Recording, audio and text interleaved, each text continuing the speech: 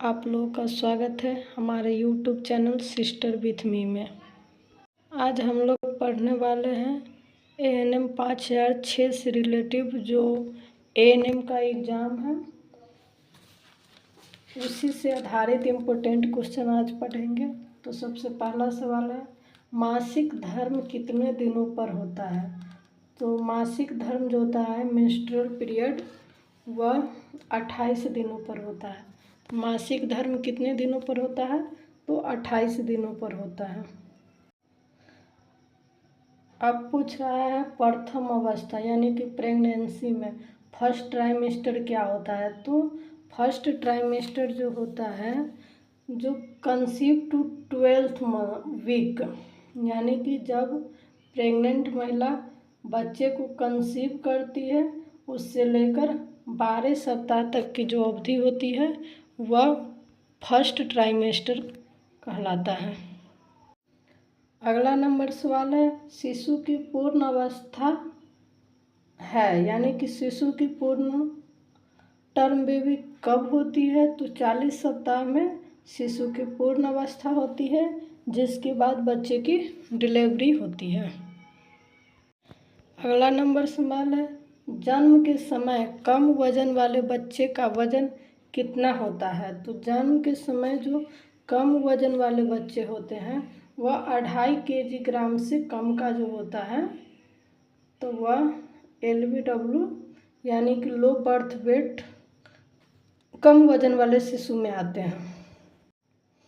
अगला नंबर सवाल है, ज़्यादातर सामान्य प्रस्तुति है यानी कि जो ज़्यादातर कॉमन प्रेजेंटेशन क्या होती है? तो कॉमन प्रेजेंटेशन जो होता है वह सिफेलिक प्रेजेंटेशन होता है। कौन सा होता है? Cephalic presentation. अगला नंबर सवाल है कि प्रथम टेटनस टॉक्साइड इंजेक्शन कब दिया जाता है?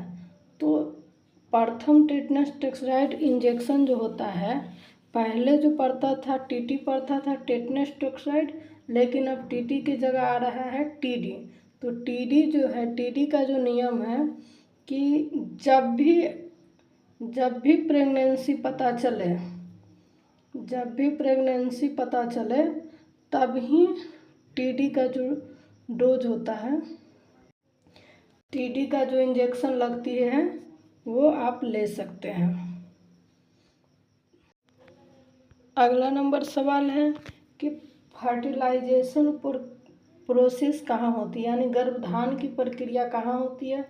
तो गर्भधान की प्रक्रिया ओविडक्ट में होती है। तो फर्टिलाइजेशन की प्रक्रिया कहाँ होती है? डिंब वाहिनी या ओविडक्ट में।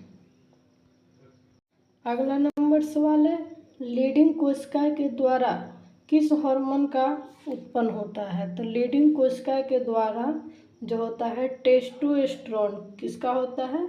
टेस्टोस्टेरोन हार्मोन का उत्पन्न होता है लीडिंग कोशिका के द्वारा। अगला नंबर सवाल है, परिपक्व ओवम में क्रोमोसोम्स कितना रहता है? तो परिपक्व ओवम में क्रोमोसोम की संख्या 23 पेयर्स यानी कि 23 जोड़ा होता है। अब अगला नंबर सवाल है, गर्भधान के बाद बच्चे का जन्म होता है यानी कि जब अगर बेबी कंसीव हो जाए तो कितने दिन के बाद उसका जन्म होता है? तो जब बेबी कंसीव हो जाए उसके 280 दिन के बाद बच्चे की डिलीवरी होती है। तो गर्भधान के बाद बच्चे का जन्म 280 दिन के बाद होता है। अगला नंबर सवाल है, हेरिडिटी मीन्स क्या होता है यानी कि हिंदी में वंशानुक्रम का मतलब क्या होता है? तो वंशानुक्रम का मतलब जीन्स होता है। अगला नंबर सवाल है, लिपिनकोट के द्वारा कब क्रोमोसोम्स की खोज हुई थी? तो लिपिनकोट के द्वारा क्रोमोसोम की जो खोज हुई थी 1961 में हुई थी। इससे एक और प्रश्न बनता है कि क्रोमोसोम की खोज किसने किया था? तो लिपिनकोट ने किया था। किसने किया था? लिपिनकोट ने किया था।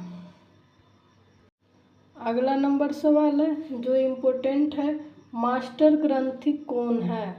तो यानी कि मास्टर ग्रंथि जो होता है वह पिट्यूटरी ग्लैंड होती है। कौन सी होती है? पिट्यूटरी ग्लैंड होती है, जिसे मास्टर ग्रंथि के नाम से जाना जाता है। अगला नंबर सवाल है, ये भी ज़्यादा ही इम्पोर्टेंट है। पूछ रहा है इनमें से मादा सेक्स गुणसूत्र कौन है। तो मादा सेक्स गुणसूत्र जो होती है एक्स एक्स होती है, और एक्स एक्स गुणसूत्र किसके पास होती है, तो महिलाओं के पास एक्स एक्स गुणसूत्र होती है। पुरुषों में एक्स वाई गुणसूत्र होता है।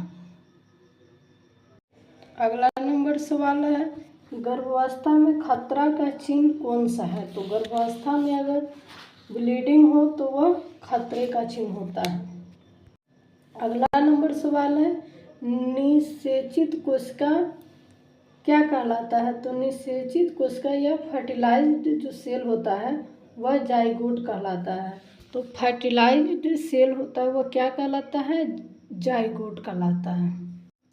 अगला नंबर सवाल है, ग्राफियन फोलिकल्स क्या उत्पन्न करता है। तो ग्राफियन फोलिकल्स जो होता है ओस्ट्रोजन और प्रोजेस्टेरोन, ओस्ट्रोजन एवं प्रोजेस्टेरोन, ए एवं बी दोनों होगा आंसर। और ग्राफियन फोलिकल्स जो होता है ओस्ट्रोजन और प्रोजेस्टेरोन हार्मोन का उत्पन्न करता है। तो अभी के वीडियो में बस इतना ही। आपको वीडियो कैसा लगा लाइक शेयर एवं कमेंट करें, और इसी से संबंधित अगर वीडियो चाहिए तो आप हमें कमेंट बॉक्स में ज़रूर बताइए। आप सभी का धन्यवाद।